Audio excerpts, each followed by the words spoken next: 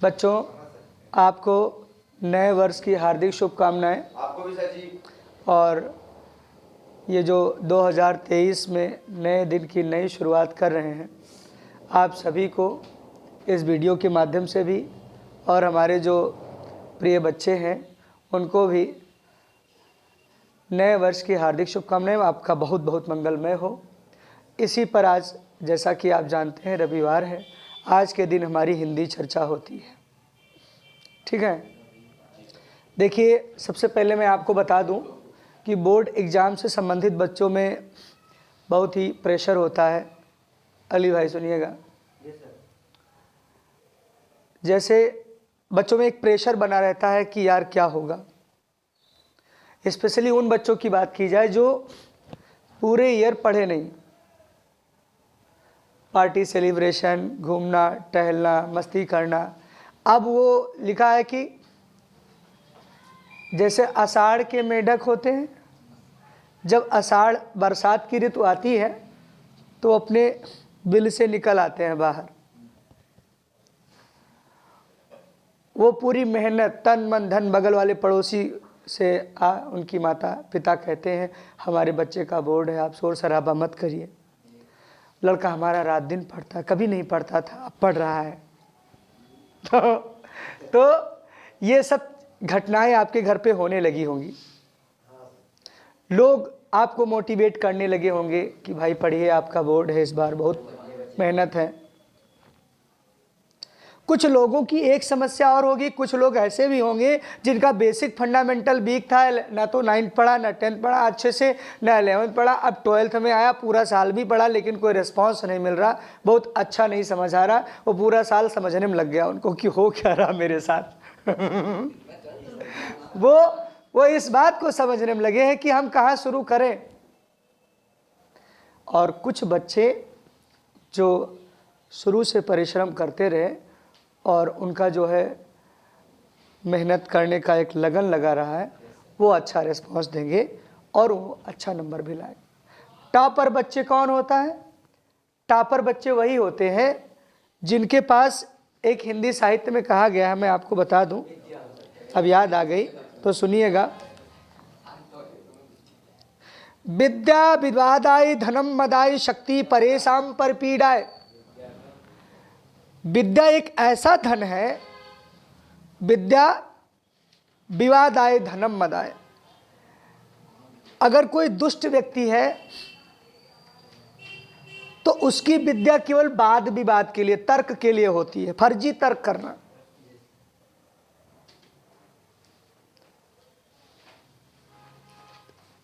मतलब बिना मतलब के तर्क करते रहेंगे। पहला चैप्टर शुरू किया ठोस अवस्था से, सॉलिड स्टेट से। दूसरा बैलेंस सॉल्यूशन चैप्टर है। तीसरा आपका chemical kinetics, electrochemistry, chemical kinetics, उसके बाद चौथा।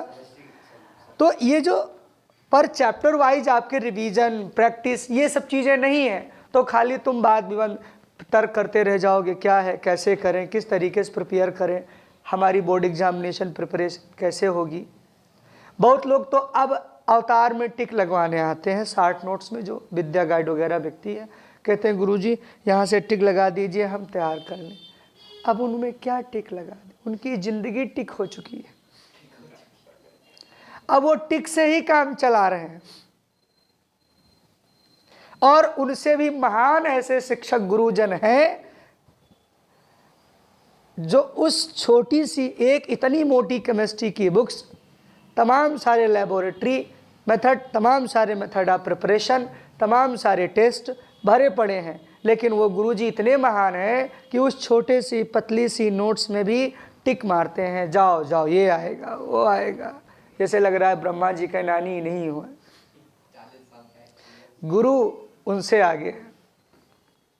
मैं विरोध किसी का नहीं कर रहा हूँ, मैं ये चीज़ें इस वीडियो के माध्यम से बता रहा हूँ कि जैसे बच्चे अगर आपको मिलें जो साल भर नहीं पढ़ते हैं। अब तो नए वैरायटीज़ के स्टूडेंट आ गए, विद्यार्थियों में एक और चीज़ें आ गई हैं कि जो है उनके अंदर एक क्राइटेरिया डेवलप हो गया है कि वो ऑलवेज जब उनकी चीज़, आज भी बच्चे बाहर मिलते हैं, दूर से देखा मुंह छिपा लिए, कहीं ऐसा तो नहीं कि गुरुदेव को प्रणाम करना पड़े।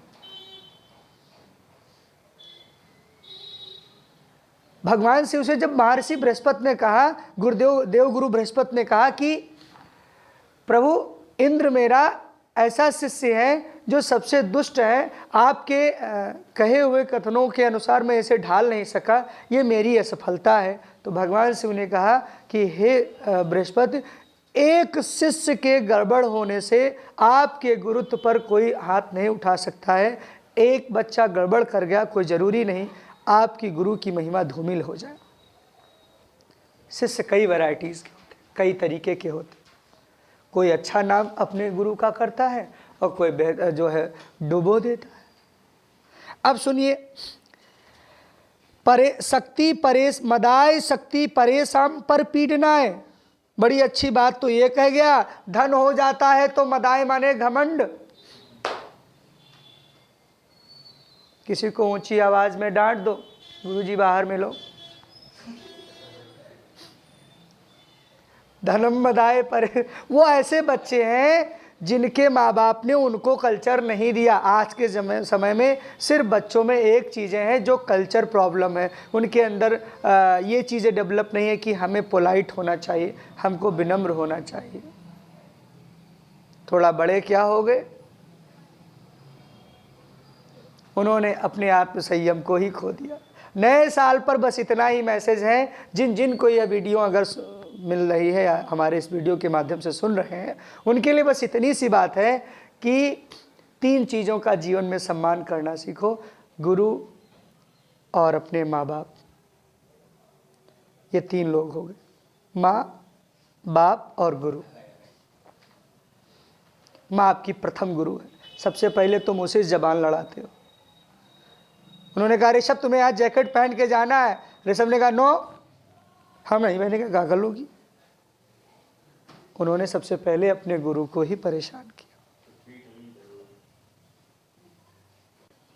परेशान पर पीड़नाएं, आप दूसरों को पीड़ा दे रहे हैं, कष्ट दे रहे हैं, क्योंकि आपके पास बल है, और बल है तो तू बल का भगवान ने स्वयं कहा कि अहंकारम मम आहारम, अहंकार ही मेरा आहार है। तू चाहे जैसे प्रयास करो, मैं तुम्हारा विनाश कर दूंगा जिस दिन तुम्हारे अंदर अहंकार व्याप्त हो गया, क्योंकि मेरा आहार कुछ नहीं है। भोग लगाते हो भाव है, पूजा करते हो आपकी भाव है, साधना है। लेकिन अगर तुम भूल से भी ये कह बैठे कि अहम एको न द्वितीयोऽस्ति, मैं हूं मेरे अलावा कोई नहीं है, उस दिन मैं आपका विनाश पतन शुरू कर दूंगा। अब तुम समझ नहीं पाओगे हो कैसे रहा है। खलस्य साधव, है बहुत अच्छी बात है, खलस्य साधव। इसके विपरीत जो साधु होते, सज्जन व्यक्ति होते हैं, विपरीत में तज्ञानाय दानाय चारक्षणाय। आज के युग में ज्ञान प्राप्ति के लिए जो सज्जन व्यक्ति हैं, धन दान के लिए, शक्ति की रक्षा के लिए प्रयास करते हैं, लोगों की रक्षा करते हैं। बल रावण के पास भी था और बल हनुमान जी के पास भी था। दोनों बल में अंतर है। हनुमान जी के पास बल था, लेकिन गोस्वामी जी ने कहा अतुलित बल धामम हेम शैलाभदेम। अतुलित बल मतलब जिसके पास बल की फोर्स का जिसको सर्टिफिकेट मिल चुका हो, जिसको बल का एक अद्वितीय हो, जिसकी तुलना किसी से न की जा सकती हो। और रावण भी बहुत बलशाली था, लेकिन रावण के बल का दुरुपयोग हुआ तो उसके बल का पतन हो गया।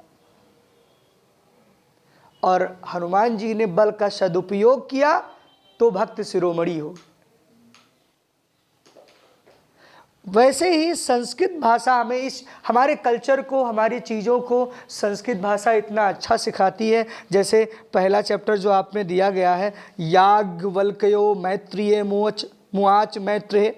याज्ञवल्क्य जी महाराज कहते हैं मैत्रेय से, हे मैत्रेय, उद्धासन अहम अस्मात् अस्थानद ततस्ते अनया कात्यानम विच्छेदम कर्माणि इत्रिहि। कहा कि मैं गृहस्थ को त्याग कर उद्धानस अहम अस्मात् अस्थानादि इन्होंने सीधे बताया, मैं गृहस्थ को त्याग कर इस स्थान के ऊपर, इस जगह से कुछ ऊपर स्थान मतलब हिमालय वगैरह बाहर जा करके रहना चाहता हूं, जाने वाला हूं। इत मैत्रेयी उवाच, मैत्रेयी ने कहा, यदि इदम सर्वा पृथ्वी वित्तेन पूर्णा स्यात् तत् किम। उन्होंने कहा, कात्यायनी नामक दूसरी पत्नी जो तुम्हारा संपत्ति का बंटवारा कर रही है, कर दूं। उन्होंने कहा, मैं जाने वाला हूं। तो मैत्रेयी ने इस बात को, यदि संपूर्ण पृथ्वी से पूर्ण मतलब पृथ्वी वित्तेन पूर्णा स्यात्, कहा यदि मैं संपूर्ण पृथ्वी से धन से पूर्ण हो जाए, भर जाए, तब भी क्या मैं उससे अमर हो जाऊंगी? आप मुझे छोड़कर जा रहे हैं, तो अगर संपूर्ण पत्नी संपूर्ण पृथ्वी धन से भर जाए तो क्या आप संतुष्ट कर पाएंगे मुझे? उन्होंने कहा नहीं। याज्ञवल्क्य जी ने कहा नहीं,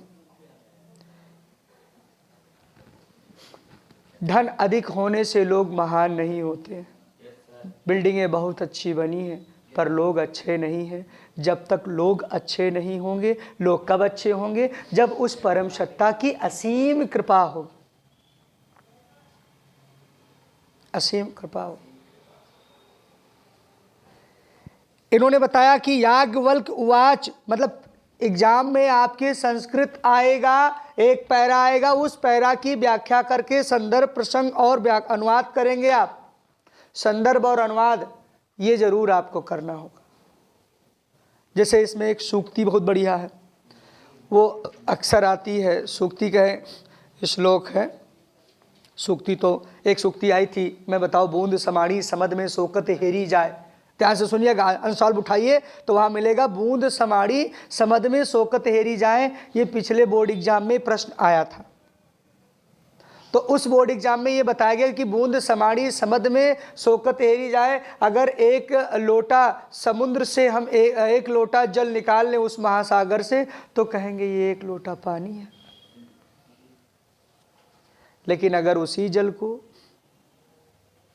उस महासागर में डाल दें तो वो स्वयं उस लोटे का पानी जो होगा वो महासागर का रूप ले लेगा। वैसे ही गंगा अलग बह रही है, कहा गंगा जी है। गंगा जी की नदी कहाँ जाके मिली? महासागर में। सरयू नदी है, कहाँ जाके मिली? महासागर में। नर्मदा नदी है, कहाँ जाके मिली? महासागर में। सारी नदियाँ अलग अलग से हो करके और उस महासागर में मिलती हैं, और उन नदियाँ ना तो गंगा रह जाती है, ना तो यमुना रह जाती है, ना तो कावेरी रह जाती है, ना तो नर्मदा रह जाती है। उन नदियों का अस्तित्व उस महासागर से मिलन हो जाता है और उनका अस्तित्व एक महासागर का रूप ले लेता है। तब वह व्यक्ति उसी प्रकार से मनुष्य है। फलाने भैया, ऋषभ भैया, नेताजी अमर रहे, फलाने महाराज जी बड़े बड़े योगाचार्य, ये सारी शक्तियाँ उस महासागर परब्रह्म परमात्मा जो है, जनरेशन वार नेगेशन डिस्चार्ज, जिनमें समस्त सामर्थ्य है, जिसकी कल्पना मात्र में एक छोटे से ग्रह के एक जीव हैं। हम इस छोटे से प्लेनेट के एक वी कैन से हियर छोटे से जीवात्मा है। और ये जीवात्मा जा करके जब उस परमात्मा में मलीन हो जाती है तो ना तो वहाँ ऋषभ रह जाते हैं और ना तो वहाँ पर कोई बहुत बड़ा नेता मंत्री दिखता है। सब एक घाट पर एक तरीके से स्नान करते हैं, एक रूम में रहते हैं। वहाँ का रूम नहीं बटा भाइयों बहनों, वहाँ का रूम एक ही है। फिर विचारधाराएं अलग क्यों हैं? ऊंच नीच की भावना आपके अंदर कैसे आ गई? हमें तो इसी बात का कष्ट है। तुम जानते हो कि मैं उस ईश्वर का, उस परमात्मा का एक बूंद मात्र हूं, फिर भी तुम जो है इस बात के लिए चिंतित रहते हो कि मैं इनसे श्रेष्ठ हूं। ये गंदे कपड़े पहने हैं, ये भारी कपड़े, बढ़िया लग्जरी गाड़ियां से उतर रहे हैं। उस परम सत्ता को थैंक्स बोलो, धन्यवाद कहते रहो, और इस बात पर विशेष ध्यान दो कि जितनी हमें जिंदगी दी है, मैं इतना प्रयास करूं कि मेरी उतनी जिंदगी से लोगों का हित हो सके। ठीक है बच्चों, आगे देखिए, एक बहुत बड़े आप श्लोक सुनिएगा। सुखार्थिना कुतो विद्या ई आई। बढ़िया रजाई ओढ़े और ठंडे में ऐठा तो दे ही। अब सुनो, सुखार्थिना कुतो विद्या।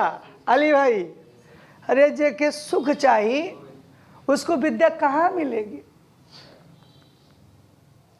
वह वाली हाल है, का बरसा जब कृषि सुखाने और समय चूक पुनिका पछताने। समय निकल गया और पढ़ाई नहीं किया, दुबे जी मैथ नहीं लगाओ। अब कहा तो गुरुजी हमारे मेडिकल नहीं निकलता, IIT न निकली। कहाँ निकली?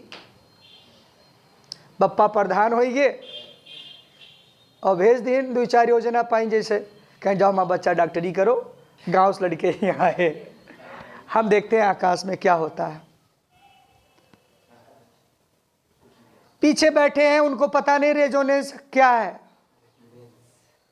माछी आवत, sir what happening? Know anything. क्या किया जाए? उनको ओजोनोलिसिस नहीं मालूम है, बस भैया डॉक्टर हैं। गाँव मोहल्ला में चाहे भैया बच्चा हमारा डॉक्टर होगी, ब्याह आवे लगे और बढ़िया बिहा, सुंदर बिहा पाई। कहीं भाग्य वहाँ लखनऊ से होगा तो आज डॉक्टरी। अब दहेज बढ़िया मिलता, बिहार कर लो, यहाँ बात पक्की। दोसर नहीं करे का कुछ, बस यही ले भेजा रहा योजना। हमार डबल योजना होगा, वो सिंगल योजना आए रही खड़ंजा वाली, वहाँ रुपया दी ना लड़का कपने। अब वो लड़का डबल योजना में पैदा होगा। अगर आपको मेडिकल के लिए बच्चों को भेजना है, कंपटीशन के लिए प्रिपेयर करना है, तो आपको जन्म से वही शिक्षा दीजिए, जन्म से उसी की तरफ मोटिवेट करिए। समझाते तो हर कोई है कि दिन में सपने देखने चाहिए, रात में सपने नहीं देख। सपना एक, अरे सपना कहाँ देखे जब शुरू सपने ने होके बने दियो। सबसे इंपॉर्टेंट उसके माँ बाप हैं। माँ बाप अगर शिक्षित नहीं है तो 100 में कहीं 2%, 3% बच्चे जो होते हैं वो अपना रास्ता खुद तय कर पाते हैं। उन पर ईश्वरीय कृपा होती है, मानिए इस बात को। ये संसार महासागर है, ये तमाम प्रकार की चीज़ों से दलदल से भरा पड़ा है। उस महासागर में एक रास्ता, एक जंगल है, ये पूरा जंगल संसार है। उस जंगल में अगर आपको उस पार जाना है, जंगल के उस पार जाना है, या तो जंगल में रहने वाले विशेष व्यक्ति से मिलिए जो उसके बारे में बहुत जानकार हो, और या तो जंगल के मालिक से मिलिए। तो जंगल का मालिक तो इतनी जल्दी मिलेगा नहीं, वो पावर हाउस है। लेकिन तुम्हारा जो जंगल का रहने वाला मार्गदर्शन है, गाइडेंस है, वो सही बचपन में नहीं मिला, इसलिए आप पथभ्रष्ट हो गए। जाए कि आवर घुसे अलगे बैठो, गुरु जी हम आवाज रहे लेकिन कहा करी निकसिन नहीं पाए थे। काहे क्योंकि आपका जो जिस जंगल में रह रहे हो उसका मार्गदर्शन करने वाला बढ़िया नहीं था। लखनऊ आइए तो जगह नहीं जाने तो पॉलीटेक्निक वाला बैठे, आओ तुमको निषादगंज उतारते। निषादगंज लेके जी कहाँ जाना है? हमको फैजुल्लागंज जाना है। ठीक है, आप यहाँ से 4 बाग चले जाइए। फिर 4 बाग चले गए। 4 बाग से वाले पूछा, भैया हमको फैजुल्लागंज। अच्छा ये आइए, तुमको हमें पूरा लखनऊ घुमाएगा, तुमको फैजुल्लागंज नहीं लाएगा। इस बात की गारंटी है, क्योंकि पैसा चाहिए उसको। कोई सज्जन व्यक्ति मिल जाएगा, वही आपको सही राय देगा, भैया यहाँ से कैसर भाग जाओ, कैसर भाग से सीधा पुरनिया, पुरनिया से फैजुल्लागंज। कोई अच्छा, ये भाग्य से लोग मिलते हैं ऋषभ, ये लोग भाग्य से मिलते हैं। अच्छे माँ बाप का मतलब क्या हुआ? माँ बाप अगर उस लाइन में माहिर हैं, उस क्षेत्र में गए हैं, तो अपने बच्चों को उधर जाने से रोकेंगे। बेटा तुम्हें सक्सेस कैसे होना है, तुम्हें आगे सफल कैसे होना है, वो गाइड बढ़िया करेंगे। वो बचपन से उसको उस लेवल का बनाएंगे। मैं गारंटी लेता हूं एक अधिकारी पोस्ट पर वो आ जाएगा। या तो सौभाग्य से, भगवान की कृपा से, जिस बच्चा गांव का बच्चा है वो बाहर निकला पढ़ने के लिए, मेहनत करके अच्छे यूनिवर्सिटी में चला गया, तो अच्छे बच्चों के साथ मिला। तो जब अच्छे से BHU चले गए, या इलाहाबाद यूनिवर्सिटी चले गए, दिल्ली यूनिवर्सिटी चले गए, अच्छी यूनिवर्सिटी में गए, तो अच्छे घरों से बच्चे, टैलेंटेड बच्चे मिले, तो आपका एटमॉस्फेयर बन गया, आप सक्सेस हो जाएंगे। मित्र भी बचपन में बहुत इंपॉर्टेंट रोल होता है। आगे सुनो, सुखार्थिना कुतो विद्या, कुतो विद्यार्थिना सुखम। जे विद्यार्थियों का सुख नहीं है। आज के ज़माने में बच्चों को थोड़ा डांट दो, सर आप अकेले में जो मर्जी डांट दीजिए, हमें लड़कियों के सामने ये सब मत बोला करिए क्योंकि my reputation is very harassment and please. Sir आप समझदार हैं। गुरुजी कहें भैया हमारे जैसा आप सोचे, आप जो बताएंगे हम उसी हिसाब से करेंगे। कहाँ करें, जब आप बताइए हम डांट देंगे। सुखार्थी व तजेत विद्यायाम, विद्यार्थी व तजेतम सुखम। जिसको विद्या चाहिए उसे सुख का त्याग करना होगा। जिसको विद्या चाहिए, जिसको ज्ञान चाहिए, जो ज्ञान लेने जाता है वो विनम्र होता है। महाराज जी कथा बता रहे हैं, भैया आऊंगा हाथ है,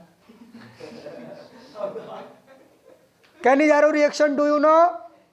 सर पढ़ाया हो रहा लेकिन जो प्रैक्टिस नहीं है। कहाँ प्रैक्टिस कर रहे हो तुम बेटा, कौन सी चीज प्रैक्टिस करते हो। जल बिंदु निपातेन क्रमशः पूरते घटा। अब ये एक एक दिन, एक एक बूंद ज्ञान, थोड़ा थोड़ा एक एक दिन, डेली एक नई चीज सीखिए और धीरे धीरे सीखते सीखते सीखते अच्छी बात हो, आप जैसे एक एक बूंद से एक घड़ा भर जाता है वैसे आप ज्ञान से पारंगत हो जाएंगे। तो आप कहा जाएगा you are expert in the chemistry, you are expert in the English, because आपने एक एक बूंद का कलेक्शन किया है। शिक्षक का काम होता है घड़े को फेंकना नहीं। यदि एक घड़े में मान लीजिए कि एक लड़का है, उसके अंदर गंदगी भर चुकी है, घड़े में गंदगी तमाम प्रकार की भर चुकी है, पानी बिल्कुल गंदा हो चुका है, तो मेरा काम पानी को फेंकना नहीं है, मेरा काम है उस पानी में और पानी डालना। और उस पानी तब तक हम डालते रहते हैं जब तक पूरे घड़े का पानी शुद्ध नहीं हो जाता है, लेकिन टाइम तो लेता है। अब उन बच्चों के लिए फिर आते हैं जो बोर्ड एग्जाम है, 2 महीना बचा, गुरुजी आप बहुत महान, आइए हमारे मीठी हो तू। लखनऊ में स्कूल की बात करें, लोग सोचते हैं लखनऊ में जाके स्कूल में एडमिशन लेंगे हम गोस्वामी तुलसीदास हो जाएंगे। अरे मूर्खों, सब बिजनेस है, सब बिजनेस है, बंद कर दो, ठीक है, वो सब बिजनेस है, व्यापार है। शिक्षा अब व्यवसाय बन चुकी है ज़्यादातर। मैं किसी विशेष विद्यालय पर चर्चा नहीं कर रहा हूँ, हर जगह ये बात हो रही है। बच्चा आता है लखनऊ में, बेचारा कमरा किराया लेके पढ़ता है, मेहनत करता है कि हम कुछ बन जाएंगे। 2 सब्जेक्ट टीचर बढ़िया है, तीसरा नासिकी है। क्यों? क्योंकि वहाँ पर प्रॉपर रूप से उसकी शिक्षा नहीं हो पा रही। वो आया, देखा 2, 4, 10% ऐसे बच्चे हैं जो लुक्खा टाइप के हैं, बाहर घूमने वाले हैं, उनकी संगति में बेचारा गांव सीधा था, वहाँ आया पड़ा और उसमें ढल गया, बर्बाद होएगा। जैसे हमने रामशेखर आए, ना सिखाई जिंदगी अपन, डॉक्टर बने आए रहा। क्यों ऐसा, क्यों ऐसा हुआ? क्योंकि उनके दिमाग में ये चीज़ें आए। भाई बहुत बढ़िया लड़का था, बेहतर बनना चाहता था, लेकिन उसे सुधारा नहीं जा सका क्योंकि उसका एटमॉस्फेयर डिस्टर्ब हो गया। इसलिए बच्चों आगे सुनो, जल बिंदु निपातेन क्रमशः पूरते घटा, सा हेतु सर्व विद्या धनम धर्मस्य चा धनस्य चा। उसी प्रकार से विद्या रूपी ऐसा धन है, जितना आप संग्रहित करेंगे, जितना ज़्यादा पढ़ेंगे, उस पर स्टडी करेंगे, गहन करेंगे, वो धीरे धीरे धीरे धीरे धीरे धीरे आपके अंदर समाहित होती जाएगी और आप विद्वान होते जाएंगे। हर क्षेत्र में लगभग पोल्यूशन फैला बैठे हैं। धार्मिक क्षेत्रों में देखिए, हाई स्कूल पास है, कथावाचक हो गए, सत्य है। कथाओं पे मंचन कर रहे हैं, अब महिलाएं कथा कह रही हैं, नाना प्रकार के रंग रूप दिखा रही हैं, भक्त आकर्षित हैं, अब फोर्स ऑफ अट्रैक्शन लग रहा है, कथाएं मार्मिक हो रही हैं, जनता किधर जा रही कुछ पता ही नहीं।